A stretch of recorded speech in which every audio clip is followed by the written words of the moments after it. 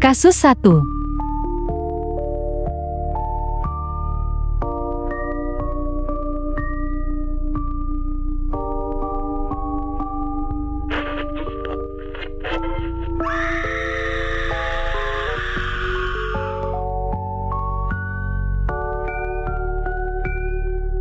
Kasus 2.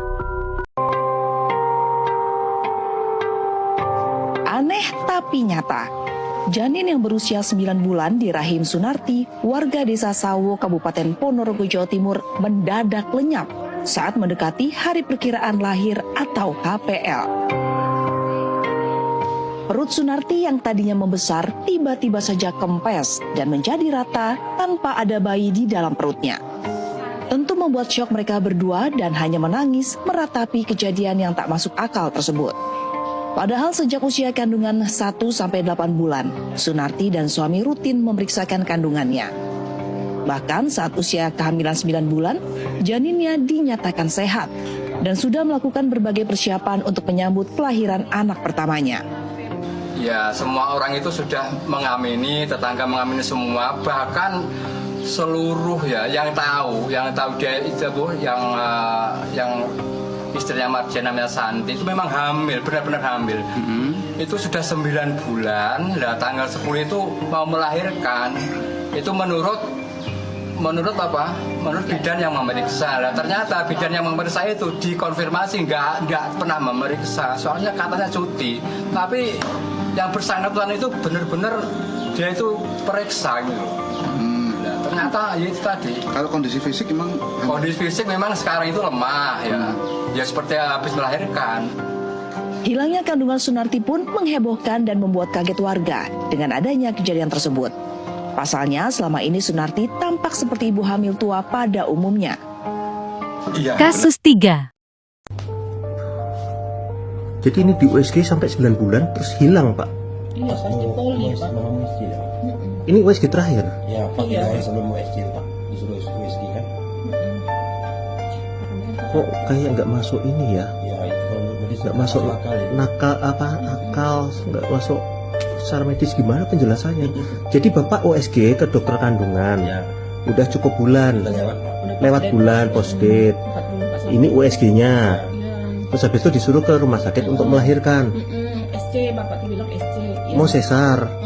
Terus sampai di rumah sakit. Sampai di rumah sakit kan disuruh ke poli, terus di USG ulang, Pak. Heeh. Pas di USG tuh nggak ada, Pak. Terus dokternya bilang apa Terus penjelasannya? ini kan dua dokter spok tuh. Dua dokter. Dua dokter tuh kan. Karena dia nggak ini. Karena kan dia kok bisa ini kemarin ada kan. Terus ini dipanggil lagi sama ini USG lagi di penyakit dalam, Pak. Oh, sampai penyakit dalam juga. Penyakit dalam, Pak. Jadi dua SPOG. Sampai ke ini, Pak, sampai USG apa? Yang ronsen kan Pak USG sama Pak yang Ronsen. Apa? Tapi yang USG Pak Bantu yang kemana tuh? Itu ada di rumah Pak. Jadi dokter kandungan sampai 2. Terus dokter radiologi. Dokter radiologi. Penyakit dalam. Penyakit dalam 2, Pak. Terus kesimpulannya apa? Kesimpulannya nggak ada. bingung kalau di medis nggak ketemu. Sampai kan itu stres lah Pak kayak gitu sampai kasih gitu kan. Ya Allah, bisa hilang. Ini saya juga nggak ngerti. Mohon maaf, aku ini saya rekam ya Bu ya. Iya, nggak apa-apa Pak.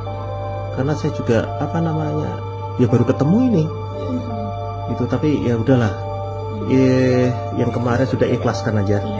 Mudah-mudahan Allah ridho saya jadi jalannya nanti ada momongan Ibu ya. Pandangan medis. Secara medis, janin hilang dalam kandungan ada beberapa penyebab, diantaranya kehamilan kosong, keguguran, rentannya salah satu janin pada kehamilan kembar, janin meninggal dalam kandungan, dan hamil semu. Janin yang sudah terdeteksi dan dinyatakan sehat oleh dokter tidak mungkin hilang begitu saja. Pandangan supranatural. Ini Mbak Nini pernah punya kasus yang serupa juga, tapi ini pasiennya privat ya. Nah, ini ada sosok yang Mbak Nini ketangkep apa yang ngambil bayi tersebut. Tapi bukan bayi yang ini ya, maksudnya tuh kita mengangkat cerita yang sama gitu. Nah, ini sosoknya seperti ini. Ada 2 ya, kedetek. Kalau di pasiennya Mbak Nini itu ada sosok seperti ini. Aku kurang jelas juga bentukannya apa, tapi kayak dia tua tapi aneh bentukannya dan kayak gini. Sosok ini aku temuin di pasien aku yang mengalami kejadian yang serupa. Terus kemana bayinya yang diambil sama ini dimakan. Jadi apabila itu hidup berarti ya nggak hidup teman-teman, nggak hidup. Karena istilahnya dia ngambil sukma gitu, dia ngambil sukma, jadi hilang. dibawa ke alamnya dia. Terus bisa balik lagi nggak sih Mbak? Kalau kasus gini itu sulit banget, karena udah kita bermain sama yang ifrit gini, itu sulit. Pembahasan Bang Nobi. Hemat Bang Nobi, penyebab terjadinya banyak kasus dalam kehilangan bayi adalah jin Sibian. Jin ini diyakini memiliki wajah yang mengerikan dengan mata besar dan dapat berjalan di dinding seperti cicak. Jin Sibian sering dikaitkan dengan gangguan pada bayi baru lahir, anak-anak di bawah usia 2 tahun, dan wanita hamil. Jin Sibian akan mengganggu manusia ketika azan maghrib dikumandangkan. Maka dari itu, para orang tua agar melarang anak-anak atau ibu hamil keluar rumah saat senjakala.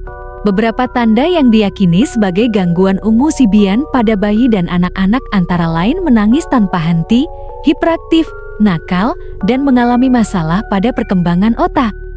Ibu hamil juga diyakini dapat mengalami gangguan Sibian seperti sulit hamil atau keguguran.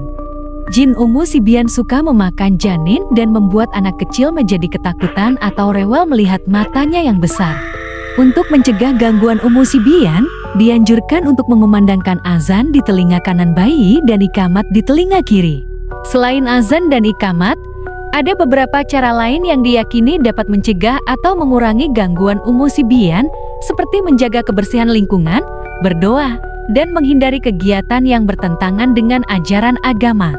Like, komen, dan subscribe ya sahabat Nobi untuk terus menyemangati Bang Nobi.